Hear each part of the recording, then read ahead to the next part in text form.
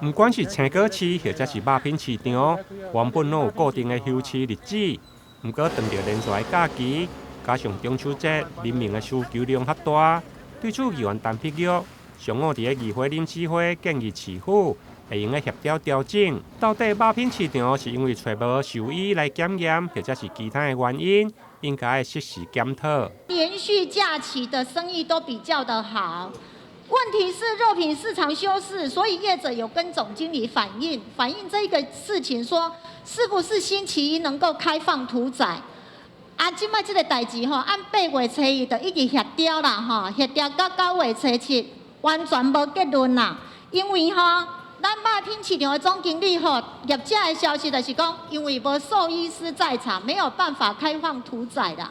那我想请问一下市长啦吼，咱防疫所的兽医师如果不能出来帮忙的话，肉品市场难道就没有其他的方案可以解决吗？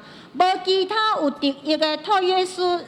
兽医师可以帮忙，或者是我们动保处有没有特约的兽医师可以支援这个问题？我跟陈议员报告，如果是因为兽医师的问题，我来解决。如果不是因为兽医师，或是因为工会他们自己有他们的一个想法的问题，那可能就要跟工会协调。螺丝影响整个人民的生活大计，这个肉品市场总经理你要自己去调整啊。什么的方法？这个疫情遮严重，百姓的民不聊生啊！会当互伊加做生意，那也无碍。这个小市井肉品市场的总经理自己就要解决了啊！